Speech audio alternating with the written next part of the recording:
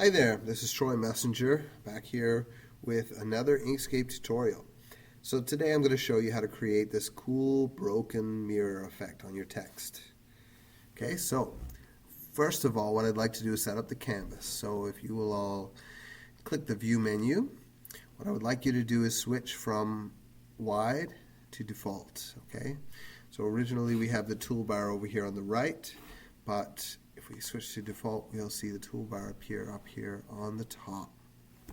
So just to make sure that we're all looking at the same thing. So let's create some text. So we're going to do that by clicking on the A tool over here in the icon menu and just click somewhere and start typing. So we're going to click on our page and start typing. Okay, just for the effect of the shattered letters, I'm going to choose all caps just to make them a little thicker and heavier so we can really see those broken lines. The next thing I will do is I will highlight my letters, still in the text tool here, and I'll select a font, a nice heavy font. So I want something with a bit of weight to it just so that we can really see those broken pieces. So we could go with something like a standard impact, any heavy kind of text. For this one I'm going to use Gill Sans Ultra Bold.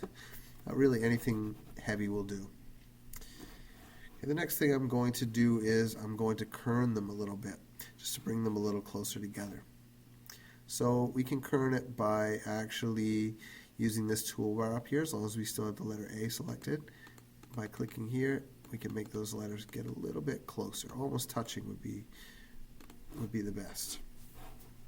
Okay, now we're ready to proceed with the breaking.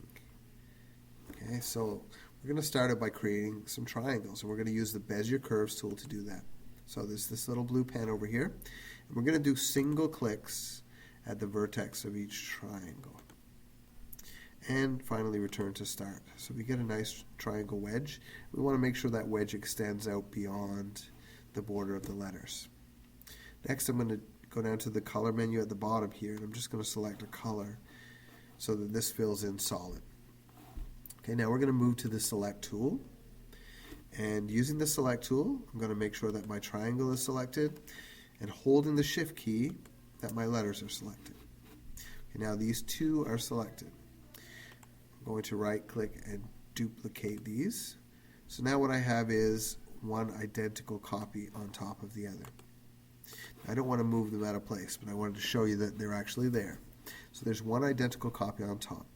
Now the actual shattered text effect uses two path menu tools.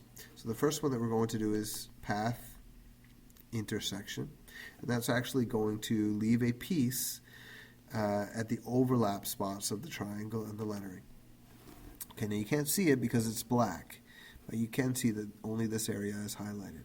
So let's change it to red so you'll be able to see it there. Okay, it's there. I'm just going to move it out of the way.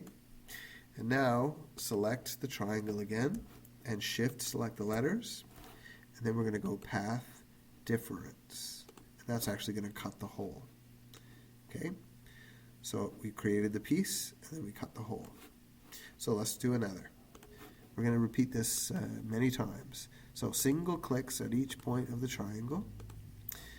We're going to fill it, and then we are going to shift select the letters in the triangle, just these two. We're going to make one duplicate, path intersection, and then let's change the color here, and shift select path difference to create the hole, and repeat. Now you're going to do this as many times as you would like to get the number of pieces that you want to use. So the color is really arbitrary at this point.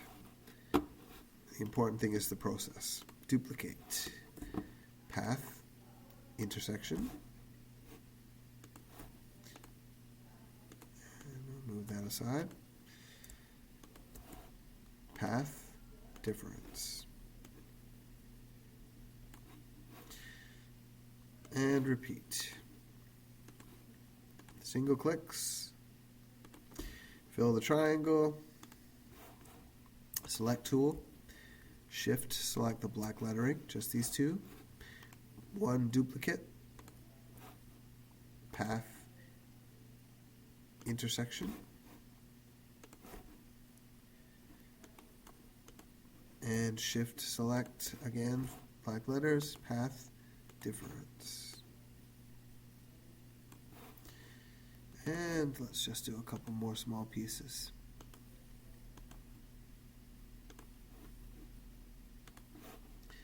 Okay, shift select the original letters, one duplicate, path intersection, shift select black letters, path difference.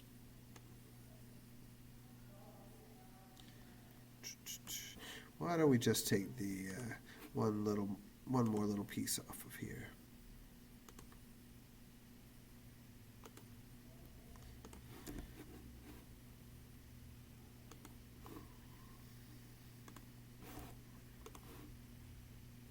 Okay, so I'm selecting the black lettering, one duplicate, and path intersection to create the piece,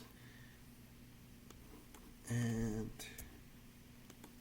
path difference to cut the hole. Alright, now you can see that my very colorful lettering down here does not look exactly like the lettering up above.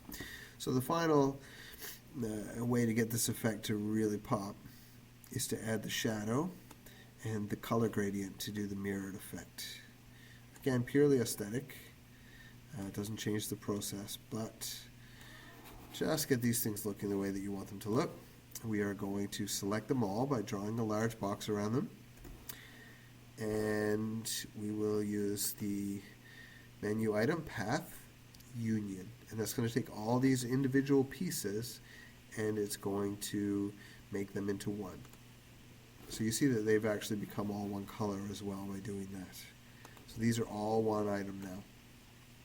So we need to open up our fill and stroke menu over here. You'll see it's this paintbrush at the corner of the canvas on it.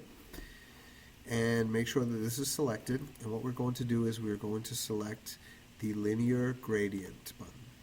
That gives us this cool black to transparent effect. Okay, we need to set these colors for this to work. So we're going to use the gradient tool. It's over here, the green gradient square. You may find it in an additional menu items button down here in the corner. That's going to give us access to these points right here. These are actually representing the colors in my gradient. So when I click one, the color is going to appear over here. So I'll click this one and I will set this color to a medium gray. And I'm going to click this one. And this one right now is transparent.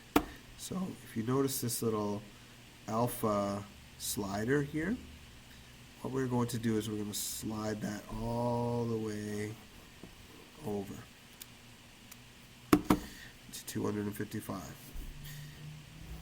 And then we are also going to select an almost white, but not quite.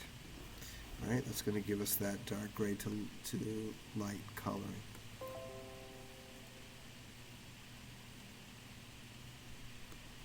So the next thing we're going to do is we're going to move this to a vertical position.